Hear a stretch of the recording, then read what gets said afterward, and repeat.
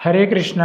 దాదాపు 500 సంవత్సరాల క్రితం కలకత్తా నగరంలో గంగానది ఒడ్డున ఉన్న ఒక చిన్న ఊరిలో సాక్షాత్తు ఆ భగవంతుడే ఓ అద్భుతమైన లీలను చేశారు. మనందరికీ పానీహట్టి చిడాదహి ఉత్సవం గురించి తెలుసు. కానీ దీని వెనుక ఉన్న అసలు రహస్యాలు, ఆ పవిత్రమైన లీలలు, మన జీవితాన్ని మార్చే పాఠాలు చాలా ఉన్నాయి. ఈ వీడియోలో ఆ విశేషాలన్నింటినీ వివరంగా తెలుసుకుందాం. సప్తగ్రామ్ అనే ప్రాంతానికి జమీందారులైన పెద్ద కుటుంబానికి రఘునాథ్ దాస్ అనే యువకుడు ఏకైక వారసుడు. అప్పట్లోనే వాళ్ళ కుటుంబ వార్షిక ఆదాయం అక్షరాల 20 లక్షల బంగారు నాణాలు, అంటే ఈ రోజుల్లో 100 కోట్ల రూపాయలన్నమాట. రఘునాథ్ దాస్ గోస్వామి ఆ అపారమైన సంపదకు ఏకైక వారసుడు. కానీ అంతటి ఐశ్వర్యం ఉన్నప్పటికీ ఆయన శ్రీ చైతన్య మహాప్రభు వైపు ఆకర్షితులయ్యారు.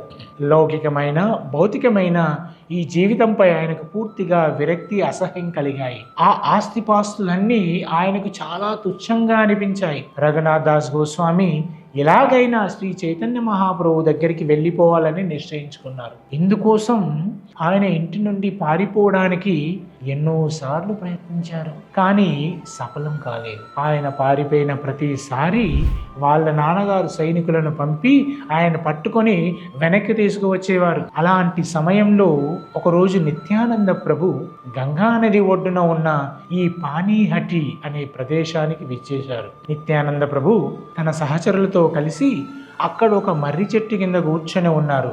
అప్పుడు రఘునాథ్ దాస్ గోస్వామి దొంగచాటుగా దాక్కుని నిత్యానంద ప్రభుకు నమస్కారాలు చేస్తున్నారు. కానీ అంతర్యామి అయిన ఆ భగవంతునికి తెలియనిది ఏముంది చెప్పండి. నిత్యానంద ప్రభు ఆయన్ని చూసి దగ్గరికి పిలిపించి గట్టిగా పట్టుకొని నవ్వుతూ చమత్కారంగా ఏమన్నారో తెలుసా?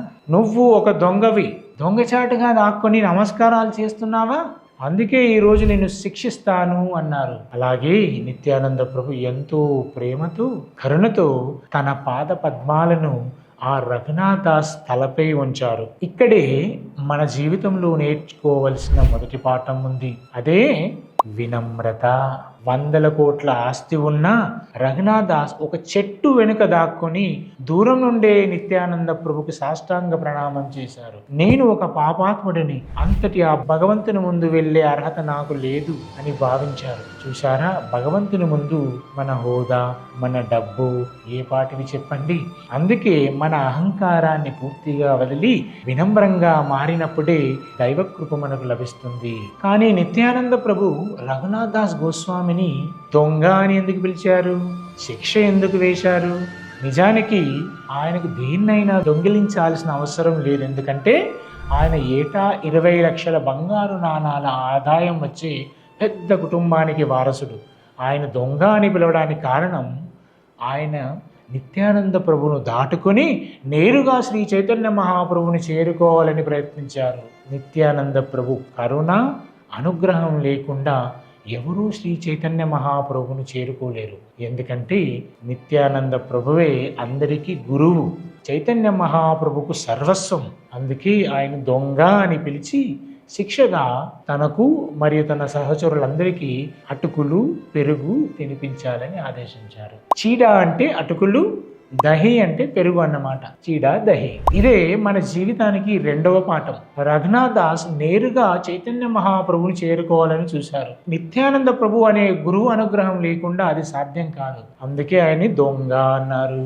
జీవితంలో గురువును ఆశ్రయించి వారి కరుణ పొందినప్పుడే దైవ దర్శనం సాధ్యమవుతుంది. అయితే నిత్యానంద ప్రభు విధించిన ఆ శిక్ష నిజానికి శిక్ష కాదు, ఆయనకు లభించిన ఒక గొప్ప వరం. ఇక రఘునాథ్ దాస్ గోస్వామి ఆ శిక్షని ఎంతో సంతోషంగా స్వీకరించి రఘునాథ్ దాస్ ఎంతో పరమానందంతో వందలాది పెద్ద మట్టి పాత్రలను తెప్పించి ఒక రకం పాత్రలో అటుకులను వేడి పాలలో నానబెట్టి పండ్లు, చక్కెర, నెయ్యి కలిపారు. ఇంకో రకం పాత్రల్లో పెరుగు, బెల్లం కలిపి భారీ ఎత్తున ప్రసాద పంపిణీ చేశారు. ఆ వార్త తెలిసి నలుమూల నుండి వేలాది మంది భక్తులు తరలి వచ్చారు. ఎంతలా అంటే నేల మీద చోటు చాలక జనాలు గంగా నది నీళ్లలో మోకాళ్ళ లోతుల్లో నిలబడి మరీ ఆ ప్రసాదాన్ని ఆరగించారు. ఆ రోజు నుండి ఈ రోజు వరకు ప్రతి సంవత్సరం ఇదే పవిత్రమైన రోజున మనం పానీహట్టి చిడాదహి ఉత్సవం నిరంతరాయంగా జరుపుకుంటున్నాం. ఈ ఉత్సవం జరుగుతున్నప్పుడు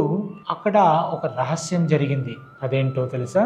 రఘునాథ్ దాస్ ప్రసాదం పంచుతున్నప్పుడు నిత్యానంద ప్రభు తన దివ్య దృష్టితో సాక్షాత్తు ఆ శ్రీ చైతన్య మహాప్రభువును కూడా అక్కడికి రహస్యంగా రప్పించారు. చైతన్య మహాప్రభు భౌతికంగా అక్కడ ఉన్న ఎవరికీ కనిపించలేదు, కేవలం నిత్యానంద ప్రభువుకు మాత్రమే కనిపించారు. నిత్యానంద ప్రభు ప్రతి మట్టి పాత్ర నుండి ఒక ముద్ద అటుకులు తీసుకుని చైతన్య మహాప్రభు నోటికి తినిపించారు. చైతన్య మహాప్రభు నిత్యానంద ప్రభు నోటికి తినిపించారు. అక్కడ ఉన్న సాధారణ భక్తులకు కేవలం పాత్రల్లోని ప్రసాదం మాయమవ్వడం మాత్రమే కనిపించింది. కానీ స్వయంగా ఆ కృష్ణుడే వచ్చి తన అన్నయ్య బలరాముని చేతితో గోరుముద్దలు తింటున్నాడనే రహస్యం ఎవరికీ తెలియదు. ఇందులోనే ఉంది మన జీవితానికి మూడవ పాఠం. రఘునాథ్ దాస్ను వాళ్ళ నాన్నగారు గట్టి కాపలా మధ్య ఇంట్లోనే బంధించి ఉంచేవారు. కానీ ఈ ఉత్సవంలో ఎప్పుడైతే ఆయన భక్తులకి నిస్వార్థంగా సేవ చేశారో ఆ మరుసటి రోజే ఏ బంధాలు ఆయన్ని ఆపలేకపోయాయి. ఎవరి కంటా పడకుండా ఆయన పూరీ జగన్నాథ్ పారిపోయి చైతన్య మహాప్రభువుని చేరుకున్నారు. ఆ తరువాతే ఆయన బృందావనంలోని ప్రసిద్ధ సెట్ గోస్వాములలో ఒకరైన రఘునాథ్ దాస్ గోస్వామిగా మారారు. అంటే భక్తులకు సేవ చేయడం వల్లే ఆయనకు భౌతిక బంధాల నుండి విముక్తి లభించింది. అయితే ఈ లీలలన్నీ వింటుంటే మనకు ఒక విషయం స్పష్టంగా అర్థమవుతుంది.